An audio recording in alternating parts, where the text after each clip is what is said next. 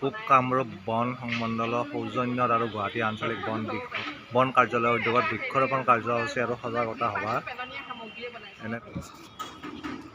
আৰু এতিয়া মই আছোঁ দিছপুৰ চৰকাৰী উচ্চতৰ মাধ্যমিক বিদ্যালয়ত আৰু ইয়াত আজি ছাত্ৰ হৈছিল 1974 হৈছিল আৰু ইয়াত আজি বন বিভাগৰ দ্বাৰা গছপুলি ৰোপণ কৰা হ'ব এই বিদ্যালয়ত, এই উচ্চতৰ মাধ্যমিক বিদ্যালয়ত।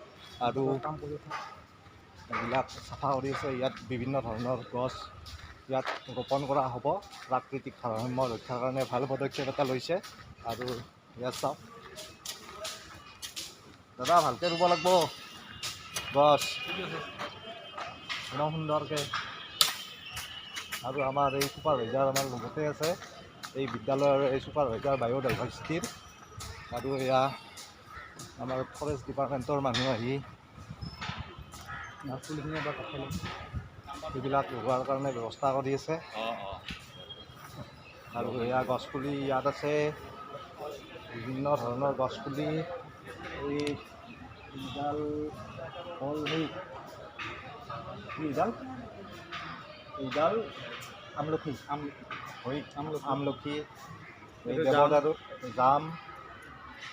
তাৰপিছত ইয়াত আছে এইটো কৃষ্ণচূড়া, ৰাধাচূড়া, ৰঙা চন্দন। আৰু এইটো কি, এইডাল শিলিখা গছ, শিলিখা হয়নে? হয়।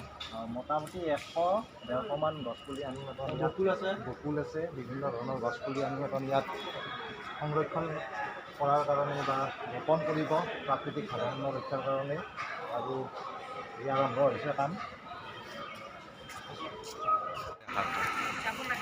আপুনি কি বায়'ডাইভাৰ্চিটিৰ কি ছুপাৰভাইজ কৰি আছোঁ বৰ্তমান দিছপুৰ বিদ্যালয়ত। আমি বায়'ডাইভাৰ্চিটিৰ কাৰণে বায়'ডাইভাৰ্চিটিৰ বাবে আমি ফৰেষ্ট ডিপাৰ্টমেণ্টৰ লগত আলোচনা কৰি আজি গছপুলি অতি কমেও 50টা ৰোৱাৰ ব্যৱস্থা কৰিছোঁ। কি গছ আছে? গছ মধুৰিআম আছে, বকুল আছে, জাম আছে, ৰঙা চন্দন আছে, তাৰপিছত আপোনাৰ শিলিখা, যিখিনি আৰু আমি ল'ৰা ছোৱালী যিখিনি আছে। আৰু সেইখিনি আমি আমাৰ ল'ৰা ছোৱালীবিলাকে যাতে চাইণ্টিফিক নেমটো গম পায়, বৈজ্ঞানিক নামবিলাকো গম পায়, তাৰ কাৰণে আমি ব্যৱস্থা কৰি পৰিৱেশ সংৰক্ষণ আৰু ইয়াৰ বিনিময়ত আমাৰ বিদ্যালয়খনৰ।